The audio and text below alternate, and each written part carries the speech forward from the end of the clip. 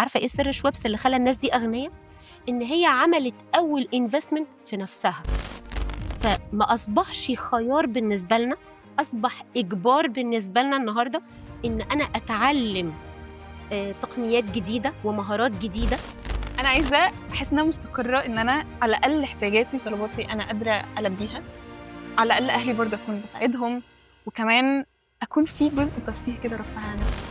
كان دايماً والدي الله يرحمه بيقول لي إن مش أصعب حاجة إنِّك تنجحي، الأصعب هو إنِّك تحافظي على النجاح ده، الأصعب إنِّك تستمري.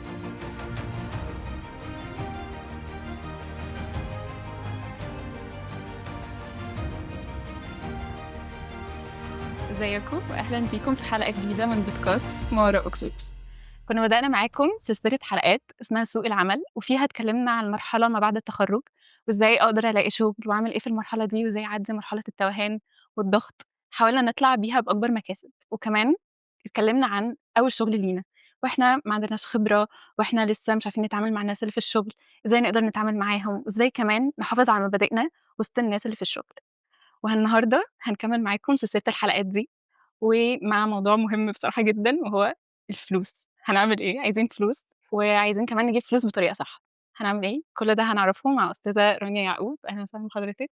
أهلًا يا مارينا. إحنا مبسوطين جدًا إن حضرتك هتكوني معانا، ويعني عرفينا بنفسِك كده عشان طيب أنا اسمي رانيا يعقوب حبيب، أنا رئيس مجلس إدارة شركة freeway لتداول الأوراق المالية، وعضو مجلس إدارة البورصة المصرية، ومستشار مساعد رئيس الوزراء. واو!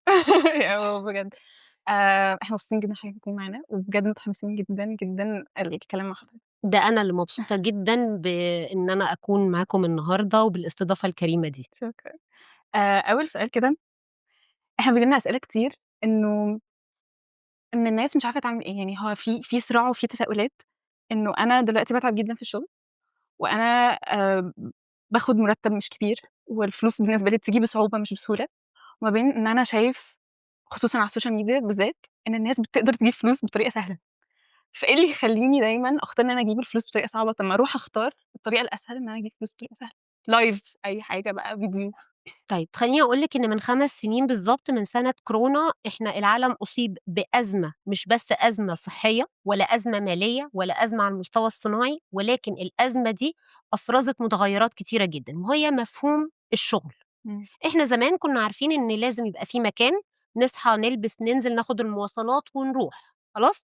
وكان جزء بيبقى من المرتب بتاعنا بنتكلم فيه أصل المواصلات وأصل تكلفتها، خلاص؟ وجزء كمان كان صاحب العمل بيقول لكم يا جماعة ده أنا مأجر المكان، أنتِ واخدة بالِك من التكليفات دي كلها؟ لكن من 5 سنين بالضبط في سنة كورونا حصل أمر غريب جدًا، وهو إن إحنا ابتدينا نتعرّف على مفهوم غريب بقى موجود على مستوى العالم وهو work from home. خلاص؟ الفكرة دي بقى تعالي أقول لِك إنها بقت حاجة universal وحاجة عالمية. النهارده هتلاقي ناس كتيرة أوي بعد ما الكورونا انتهت، شركات عملاقة وكُبرى على مستوى العالم ابتدت تسأل موظفينها: "تحبوا ترجعوا تاني مكان العمل والّا تشتغلوا من البيت؟" ناس كتيرة جدًا قررت إن هي هتشتغل طريقة من البيت. جديدة. ده وفّر تكلفة إيه؟ المواصلات، وفّر تكلفة إن أصحاب العمل يكونوا مأجّرين مكان أو موفّرين مكان وده ليه تكلفة كبيرة، فخلّيني أقول لِك إن مفهوم الشغل نَفْسه اتغيّر، اختلف أيوه. واللي جاي الفترة اللي جاية خلّيني أقول لِك إن هو هيبقى مختلف بصورة كبيرة. يعني فكرة إن أنا بانزل وباشقى في الشغل وباروح وباركب المواصلات وهاخد الأوتوبيس والميكروباص والعربية والمترو، ده كلام قديم أوي. إمم. اللي جاي حاجة مهمة، كل الناس عمّالة تقول لك، يطلع لك رجال أعمال يقول لِك إيه يا مارينا، أنا هاقول لكم النهارده إزاي تعمل ثروة، استثمر في الدهب، استثمر في البورصة، اشتري حتّة أرض، لكن عمر ما حد هيقول لِك سر شويبس. عارفة إيه سر شويبس اللي خلّى الناس دي أغنيا؟ إن هي عملت أول investment في نَفْسها. أوكي. ده استثمار بقى في الذات، إن أنت تستثمر في نفسك. لأ، إنِّك تعلّمي نَفْسِك مهارات. أوكي. سواء دلوقتي شباب لسه خريجين، اوعي تفتكري شهادة الجامعة هي أو المؤهل هو ده اللي هيخلّيكِ تشتغلي. كلنا بقينا مع مؤهلات عادي. أنا عايزة أقول لِك إن خريطة الوظايف على مستوى العالم في السنين اللي جاية مش اللي جاية، من 2025 و2024 ابتدت تتغيّر. الشركات العالمية ابتدت تمشّي الموظفين، وابتدت تغيّر طبيعة الوظايف، فأهم investment لازم نبقى عارفينه، فكرة إن أنا مش هاقطّع نَفْسي، وإن أنا الشهادة مهمة، بس لازم أبقى عارف إن أنا الشهادة دي مش حاجة كافية. أنتِ عندِك دلوقتي ثورة اسمها ثورة الAI إمم. على مستوى العالم، شئنا أم أبينا ممكن بُكرة ما نشوفش دكتور ونكشف عند قدّام جهاز كمبيوتر. الدنيا بتتطور بسرعة أوي، يعني الAI بالضبط. بيتطور بسرعة، فإحنا مش عارفين رايح على فين، فلو ما كناش إحنا مستعدين إن إحنا نواجه التطورات دي، هنفضل دايمًا ورا. هو مش option. خلّيني أقول لِك على حاجة، أوكي. النهارده هل هو option إن أنا أضيف مهارات جديدة والّا مش option؟ عارفة زمان في مصر أنتِ لسه صغنططة وأنا طبعًا صغنططة عن طبعًا، الموضوع ده، طبعًا. كان في حاجة اسمها الطربوش. الطربوش ده كان يعني أعاظم الناس لازم يبقوا لابسين الطربوش ونازلين بيه، والطربوش يبقى مضبوط ومحطوط بطريقة معيّنة. بعد كده صناعة الطرابيش دي اندثرت. أهو الشغل بالمفهوم الحالي لو إحنا خارجين بنتكلم عنه هيندثر، في وظائف هتندثر، فما أصبحش خيار بالنسبة لنا، أصبح إجبار بالنسبة لنا النهارده إن أنا أتعلم تقنيات جديدة ومهارات جديدة.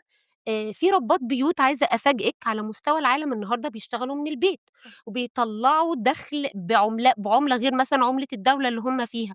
التسويق الإلكتروني، السوبر ماركت الإلكتروني، الترجمة، حاجات كتيرة أوي بتتعمل عن طريق working from home. فبالتالي النهارده أي شاب أو شابة، ومش بس شاب وشابة، لأ، الناس اللي هم في وظايف في سن ال30 وال40 و50 لو ما أضافوش هذه المهارات، إحنا في تخوُّف عالمي إن إحنا هنشوف حالة من البطالة كبيرة جدًا. إمم. أوكي. طيب أنا دلوقتي يعني فهمت من طريقة كلام حضرتك إن إحنا محتاجين إن إحنا نشتغل بذكاء، بس أوقات بيقولوا لنا إنه إحنا محتاجين في الشغل يبقى عندنا فهلوة، فإيه الفرق ما بين إن أنا أشتغل smart work وإن أنا يبقى باعمل فهلوة؟ طيب اللي قال لِك فهلوة ده هو فهلوي في أصله، وده trend مش حقيقي. إمم. هو الكلام بيتقال work hard or smart. ففي ناس اتفهلوت وقالت لك لأ work smart. طب أنا عايزة أقول لِك على حاجة، أنتِ لو ما اشتغلتيش hard وما عرفتيش أنتِ عايزة إيه، وبقى عندِك رؤية أنا عايزة إيه وهاشتغل في إيه، وابتديت آخُد ما يناسب هذه الرؤية وأحُط نَفْسي على الطريق الصحيح، عمري ما هاشتغل smart. اوعي تفتكري أحلام كل الشباب النهارده بيبقوا قاعدين على القهوة، إحنا نجيب كتاكيت، تكبر تبقى فراخ، تبيض تفقس تجيب كتاكيت ومشروع العمر مشروع. واغتنينا وهوب خلاص ده الحلم نجيب العالمي. ساويرس خلاص. لكن هل هو ده فعلًا اللي هيحصل لمّا تجيب كتاكيت؟ إذا ما كنتش تعرف إزاي تعمل مزرعة ذكية، إذا ما كنتش تعرف تعمل supply chain، إذا ما كنتش أنت ممكن أصلًا تعمل المشروع ده وأنت قاعد في بيتك. اهم. أفكار كتيرة جدًا، هو ده بقى الsmart. بس أنا هاوصل له إزاي؟ لازم أبقى work hard الأول. أوكي، يعني هي steps إنه الأول أشتغل كويس وبعد كده أبتدي أفكّر إزاي أحسّن شغلي. مليون في المِيّة. أوكي. دلوقتي برضه كان في برضه سؤال دايمًا بييجي في دماغي، إحنا كُلّنا عايزين نبقى أغنيا، يعني كُلّنا عايزين يبقى معانا فلوس، وللأسف جيلنا بيبقى عايز كل حاجة بسرعة، أنا عايزة أبقى غنية بعد بُكرة بالكتير يعني مش أكتر من كده. وأنا كمان، صح؟ وأنا طلبات كمان. مشروع صح؟ لأ، ما لأ، قالوهاش مش في مشروع الدستور أوي. دي، ما قالوهاش، دي جديدة عليّا. قولي. فأوقات الفلوس اللي بتيجي بسرعة غالبًا يعني إمم. غالبًا بتيجي بإن أنت بتتنازل عن شوية مبادئ، فإزاي أصبر في إنه أنا عايزة أبقى غني ويبقى عندي طموح إن أنا أبقى غنية، وفي نفس الوقت أنا عايزة أحافظ على مبادئي، فإزاي أقدر أعمل balance ما بين الاتنين؟ طيب المبادئ ما بتتجزأش، ومش معنى إن أنا أبقى غني إن أنا لازم أتنازل عن مبادئي، ومش معنى إن أنا كسبت فلوس بسرعة إن أنا كسبتها بصورة غلط وإن أنا عملت حاجة غلط. كل دي مفاهيم غلط من أساسها. لو أنا إنسان ذكي و طعّمت ذكائي ده بمعرفة كويسة في مجال محدد، مش اللي هو الفهلوة اللي هو إيه، أنا بافهم في كل حاجة، أنا عارف كل حاجة ده ما بيعملش حاجة، خلاص؟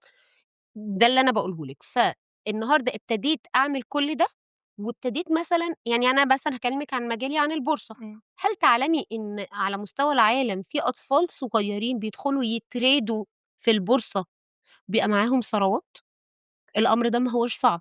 طيب هو الطفل ده جات معاه بالصدفة؟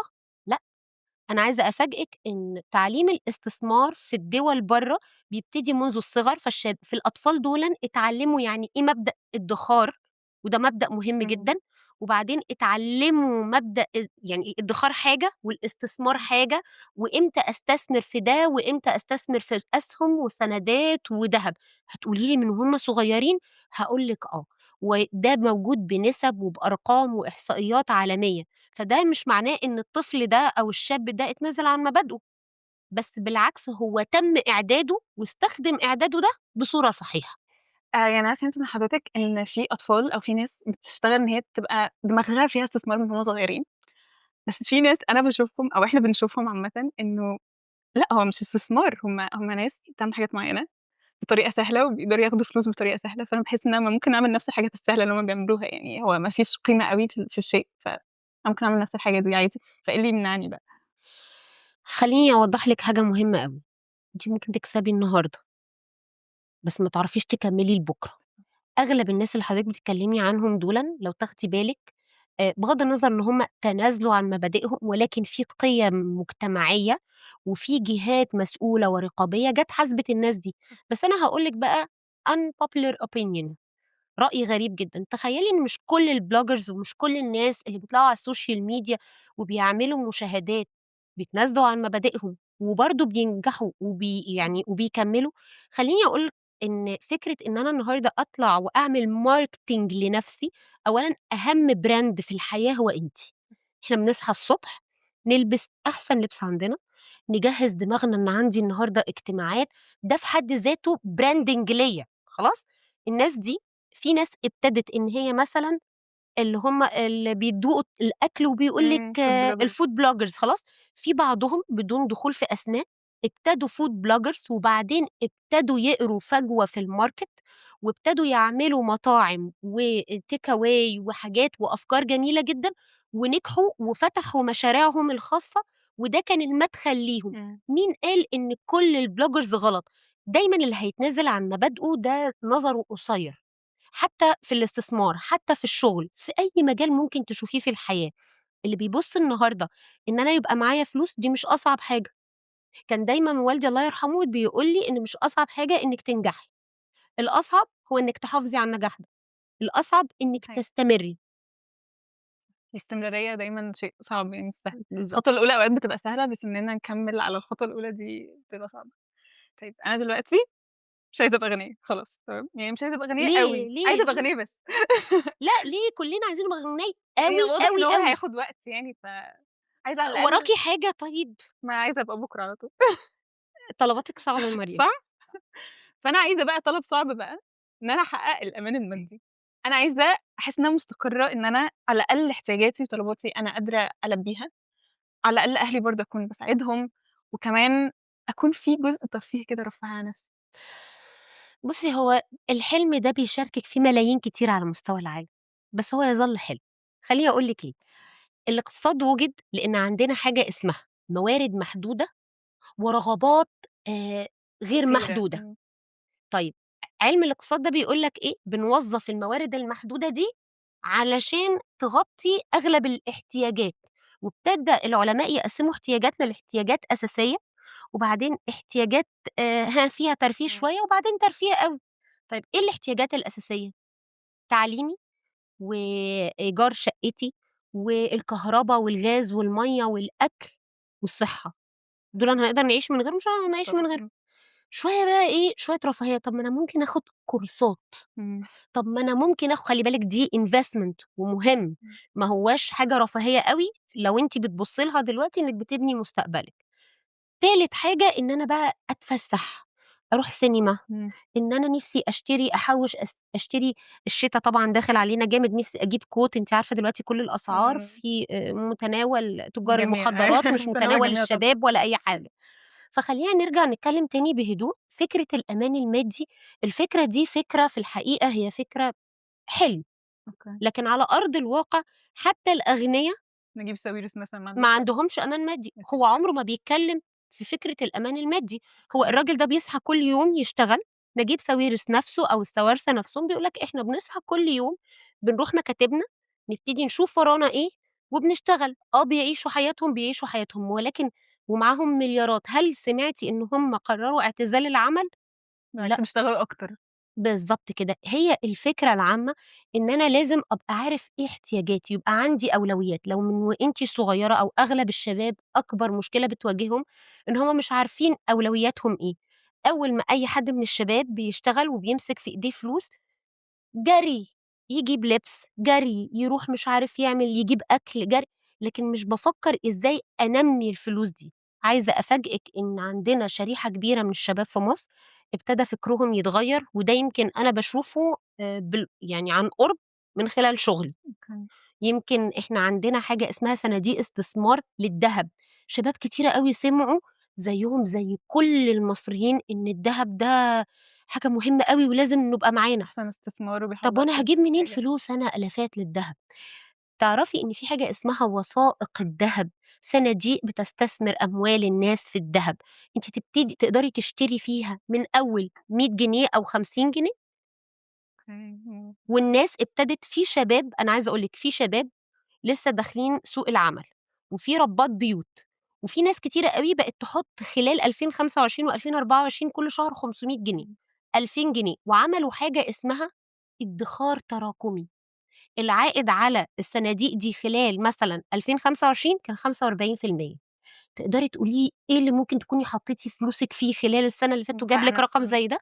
طيب ده في حد ذاته اسمه إيه؟ الاستثمار. استثمار وبداية الطريق إن أنا أبقى غني وعندي صح. جزء من الاكتفاء.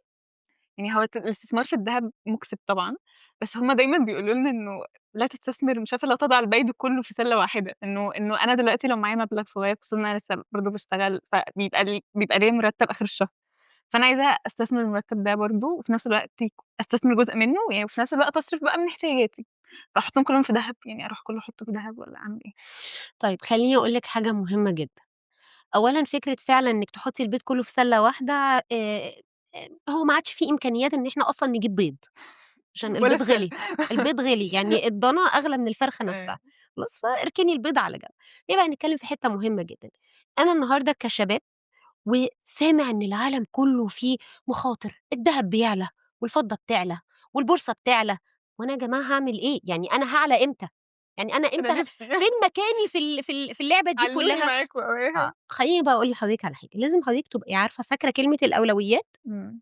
دي ABC حياتِك، حضرتك بتاخدي مرتب أو عايزة أفاجئِك إن في ناس بتاخد مصروف، بس بما إن إحنا بنكلّم إمم. شباب، الشباب دُولًا بياخدوا مُرتّب، دايمًا بيبقى في 20% من الفلوس دي أنا باحطّها على جنب، إمم. وباحطّها على جنب مش باحطّها تحت المفرش اللي في الدولاب الضرفة الوسطانية، أنا عارفة الأماكن كلّها خلّي بالِك، يعني أنا كل الناس قايلين لي على الأماكن. إمم. طيب زمان ما أعرفش توعي أنتِ على الموضوع ده، أنا برضه سمعت عنّه ما اوعاش عليه، كلّنا نسمع موضوع الحاجات دي. الجمعية، أيوه. لأ عارفة. عارفة الجمعية؟ أيوه. خلاص، اللي هو كل مجموعة شهر ناس أصحاب صح. نتّفق والأولاني والتاني والتالت والكلام ده. عايزة أقول لِك الجمعية في الزمن اللي إحنا فيه ده مشروع فاشل، أوكي. ليه؟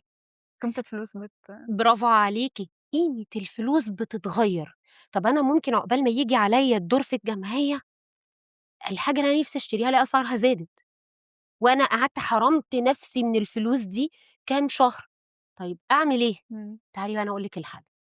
لازم تبقى عندِك حاجة اسمها وعي استثماري، زي ما فكرة الثقافة أبقى مثقف كده وحلو وعندي رؤية عامة للحياة، لازم ما ينفعش ومش عُذر إن أي شاب أو شابة النهارده ما يكونش أو عنده ثقافة رب أسرة استثمارية. إن هو ما يكونش عنده ثقافة مالية. يعني إيه ثقافة مالية؟ بصورة بسيطة أوي، طب أنا دلوقتي أعمل إيه عشان أحافظ على قيمة الفلوس؟ أنا أقدر أحوّش من مصروفي أو من مرتبي مثلًا 20%، بس أنا لو فضلت أحطهم تحت المفرش اللي في الضرفة الوسطانية برضه الرف الوسطاني ده، على ما آجي أشتري الحاجة اللي أنا عايزها ألاقي الأسعار اتغيّرت. بالضبط. في صناديق استثمارية، اوعي حد يضحك عليكِ ويقول لِك هاتي أشغّل لِك فلوسِك. إمم. الخدعة الكبرى التي يلعبها الشباب مع بعض، صاحبي ده فاهم سر شويبس، يالّا أنا هاروح أدّي له فلوسي وزي ما هو كسب هيكسّبني، خلاص؟ اوعي تعملي كده، لازم يبقى عندِك الوعي، مش عايزة تبقي غنية، بداية إنِّك تبقي غنية إنِّك تعرفي تحوّشي إزاي وتجيبي عائد على الفلوس اللي أنتِ بتحوّشيها، زي ما قُلتِ مش هينفع مثلًا say إن أنا لو هاحوّش مثلًا 1000 جنيه، أجيب بيهم كلّهم مثلًا وثائق دهب، أجيب ب500 وثائق دهب، وأجيب ب500 حاجة اسمها وثائق صناديق بتستثمر في أذون الخزانة إمم. مثلًا. أذون الخزانة دي طَب دي آمنة؟ دي حاجة أمان يعني؟ المفروض آه، عشان لا دولة. عشان دي حاجة مهمة جدًا. أذون الخزانة للي ما يفهمهاش هي أدوات مالية بتدّيها الدولة أو بتستلف بيها الدولة من الناس. طَب هل ممكن ييجي وقت وما آخُدش فلوسي؟ لأ طبعًا، زيّها زي الودايع، بس الفرق إيه، إن العائد على الأذون دي أحيانًا بيبقى أعلى وتقدري تاخديه بصورة يومية أوكي. عن طريق الصناديق الاستثمارية اللي بتستثمر في أذون الخزانة. فتخيلي لمّا يبقى عندِك مثلًا 1000 جنيه، 500 حطيتهم في دهب و500 حطيتهم في صناديق بتستثمر في أذون الخزانة.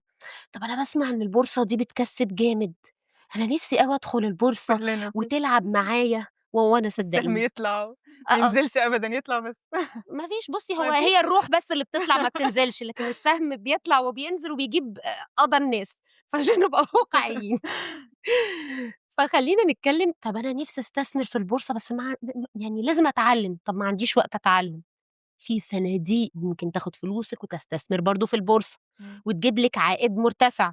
تخيّلي بقى لمّا أحط 500 هنا و500 هنا و500 هنا، مش أنا نوّعت استثماراتي، إمم. وفي نفس الوقت بطريقة ذكية، صح. وفي نفس الوقت ما خلّيتش حد يتلاعب بيّا ويقول لي معلومة غلط.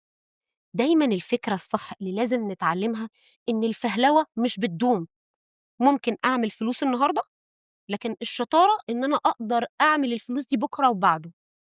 أيوه فهمت. طيب أنا برضه مش فاهمة أوي الفرق ما بين الودايع والصناديق الاستثمارية أو الحاجات دي.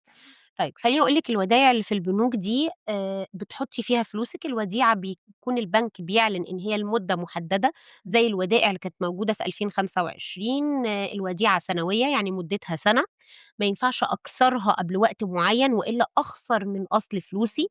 بتحدد برضه الوديعة دي العائد بتاعي هاصرفه سنوي والّا شهري والّا ربع سنوي، يعني كل 3 شهور. طيب نيجي بقى للصناديق، حسب نوع الأصل اللي أنا هاستثمر فيه، لو أنا هاستثمر في أذون خزانة، لأ، أنا أقدر أشتري وأبيع في أي وقت وآخد فلوسي وآخد عليها الفايدة بتاعة أذون الخزانة، ما يتخصمش منها حاجة. أوكي. طب الصندوق مثلًا لو هيستثمر في الدهب، يبقى هياخد فلوسي ومدير الصندوق هيروح يشتري الدهب وأنا هاحقق الربح أو العائد بتاعي على سعر الوثيقة، لو الدهب عِلي هالاقي سعر الوثيقة بيزيد كل يوم. الدهب نزل، سعر الوثيقة هيقل. طب لو أنا مثلًا تخيّلي إن أنتِ ممكن تبقي تستثمري في العقار، دلوقتي مصر بتطلّع حاجة اسمها صناديق عقارية، أوكي. فبالتالي دي هتخلّي شرائح كتيرة جدًا من المواطنين اللي ما كانوش يقدروا يروحوا يشتروا مش لازم يبقى معاهم ملايين عشان يشتروا شقة أو يشتروا محل عشان يقدروا يستفيدوا بالارتفاع في قيمة العقار، أو معاهم الآلافات الكتيرة اللي يروحوا يشتروا بيها جنيه دهب أو سبيكة دهب علشان يقدروا يستفيدوا أو يقدروا يتحوّطوا من المخاوف العالمية. فبالتالي النهارده بقى عندِك الصناديق دي تقدر توفّر لِك عوائد سريعة، مش بتخسري من قيمة فلوسِك حسب إمم. نوع الأصل اللي هتستثمري فيه، وخلّي بالِك من كلمة نوع الأصل اللي هيستثمر فيه الصندوق. أوكي. هو يعني إيه نوع الأصل اللي هيستثمر فيه الصندوق؟ دهب والّا عقار والّا أذون خزانة هيتقسم والّا إزاي؟ أسهم. إمم. يعني أنتِ ممكن تروحي البنك تقولي له أنا عايزة أستثمر فلوسي في صندوق نقدي أو صندوق بيستثمر في الأذون، ولازم تبقي ذكية وواعية وتقولي له لو عنده أكتر من صندوق، ممكن تقول لي عوائد الصناديق دي إيه إمم. وتختاري الأعلى. طيب عندك صندوق بيستثمر في الدهب، أغلب النهارده البنوك والشركات المرخصة من الهيئة العامة للرقابة المالية بقى في عندنا أكتر من صندوق بيستثمر في الدهب.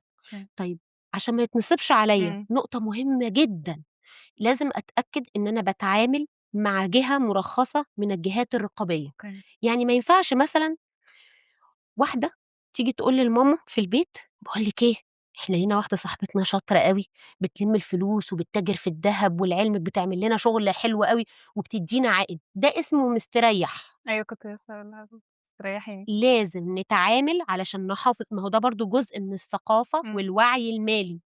إن أنا لمّا أتعامل مع أي جهة، أتعامل مع الجهة المُرخّصة من الجهة الرقابية. طَب أعرف منين إنها مُرخّصة؟ إمم. شُفتِ بقى لو أنتِ مش بتعرفي تدخلي على الإنترنت بالضبط. وتقدري تعرفي مثلًا إن في حاجة اسمها الهيئة العامة للرقابة المالية، أبتدي أبُص على الشركات الأعضاء أو الشركات المُرخّص ليها، وابتدي أعرف لمّا ألاقي حد بيقول لي على اسم شركة ما ألاقيهاش في دُولًا، أعرف على طول إنها بتشتغل بصورة غير قانونية. طَب إيه أهمية إن أنا أتعامل مع أي شركة بتشتغل بصورة مُرخّصة من جهة قانونية؟ لو حصل أي خلاف ما بيني وما بينهم، أقدر أرجع له. ترجعي للجهة الرقابية وتضمني حقوقِك. أوكي، يعني برضه عرفت من حضرتِك إن أنا المفروض ما أدّيش فلوسي لأي حد. ففي حاجات طالعة جديدة كده اللي هي الأبليكيشنات اللي بتبقى على الموبايل خصوصًا في الاستثمار في البورصة وكده، فدي أمان والّا؟ طيب خلّيني أقول لِك الapplications دي برضه لازم تكون مرخّصة إمم. من الجهات الرقابية، زي مين؟ البورصة المصرية والهيئة العامة للرقابة المالية، ولازم حضرتِك تشوفي البادجات دي موجودة على الapplication، إمم. وكمان تدخلي على موقع الموقع الإلكتروني للهيئة العامة للرقابة المالية، وتتأكدي من وجود إن الapplication ده مرخّص. ليه بقى؟ لإن في ظل ثورة التكنولوجيا اللي إحنا عايشين فيها، حتى دي لم تسلم من المستريح والنصّاب. صح. أي حد شاطر سيكا يقدر يعمل application، عمل application ولَم فلوس من الناس، وطبعًا في الأول وزّع لهم أرباح، وهو في الحقيقة مش بيوزّع أرباح لإنه ما هو في الأول بيشتغلش، بيجيب رجلِك. هو بياخد فلوس ده ويدّيها لده، إمم. خلاص؟ وبعدين فجأة اختفوا، أصل إحنا خسرنا في الفلوس في الأصل إحنا كنا بنستثمر فيه، وللأسف الناس ما عرفتش تضمن فلوسها، إمم. ولا الفلوس رجعت حتى بعد القبض على الناس دي. فعشان كده باقول لِك مش معنى برضه إن ده application إن هو معفي من النصب، بالعكس النهارده بقى في النصاب الذكي، والنصاب الذكي ده مستريح مودرن كده. بيبقى موجود من أيام الفراعنة، ده ورث بنتوارثه لغاية النهارده. أوكي. تمام. دلوقتي أنا خلاص هاستثمر وهانوّع استثماراتي وكل حاجة، بس هل فكرة إن أنا يكون عندي مرتب ثابت آخر الشهر ده كافي؟ والّا أنا محتاجة مع إن أنا باستثمر جزء من المرتب ده حاجة، والّا أعمل business والّا أستثمر في حاجات مضمونة؟ يعني أروح فين؟ فاكرة لمّا كنا بنتكلم على فكرة الأمان؟ إمم. لازم الأول إيه، قُلت لِك في احتياجات أساسية، إمم. لازم أسدد الاحتياجات الأساسية دي عشان أعرف أعيش. ما أنا مش معقولة يعني لو مش لاقي إيجار الشقة هافكر أعمل مشروع، يبقى أنا إمم. كده ما بافكرش بطريقة سليمة، صح. فلازم يبقى عندي شغل بيوفّر لي عائد ثابت. طيب هل هيكفّي والّا لأ؟ مستحيل يكفّي، وإن ده الحلم اللي كلّنا بنحلمه إن أنا أشتغل شغلانة تكفّيني وتراضيني وتهنّيني، ده حلم مش موجود. كلّنا بنعمل إيه بقى؟ بنطوّر أدائنا، أوكي. إن إحنا نتعلّم، والنهارده فكرة التعليم ما بقِتش فكرة صعبة، حضرتِك مش محتاجة تصحي أو تخلّصي شغلِك وتجري تركبي مواصلات، حضرتِك ممكن أونلاين تتعلّمي، حضرتِك النهارده عندِك applications كتيرة جدًا تعليمية ومُعتمدة، خلّي بالِك برضه من كلمة إمم. مُعتمدة دي، تقدري من خلالها تدخلي في المجال اللي أنتِ عايزاه، ده في ناس النهارده بنات قاعدة في البيت اتعلّمت الmakeup وفتحت makeup professional أو professional makeup من عن طريق الأونلاين. فالفكرة العامة حضرتِك محتاجة تطوّري نَفْسِك، محتاجة النهارده علشان تحُطّي رجلِك على أول الطريق مش أول الثراء، الثراء ده يعني حلم. حلم حلم، بعيد. اتفقنا كُلّنا أيوه بنحلمه، صح. أيوه. خلاص، بس لازم نشتغل له عشان نوصل له. صح. شكرًا جدًا لحضرتِك يا أستاذة رانيا، بجد إحنا استفدنا جدًا، جدًا، جدًا النهارده وانبسطنا بوجودِك. في الحقيقة أنا اللي مبسوطة إن أنا كنت معاكم النهارده، وتمنياتي إن أنا أكون قدرت أوفّر ولو معلومات بصورة بسيطة للشباب يقدروا يستفادوا منهم في مستقبلهم الجاي. شكرًا ميرسي. جدًا. كده خلّصنا حلقتنا النهارده وخلّصنا سلسلة سوق العمل. لو عندكم أي استفسارات أو أي أسئلة تقدروا تكتبوها تحت في كومنتات اليوتيوب أو تبعتوا لنا على DMs، هنحطها برضه الlinks بتاعها في الdescription تحت. واستنونا في سلسلة جديدة وحلقات جديدة مع بودكاست ما وراء أكسوس.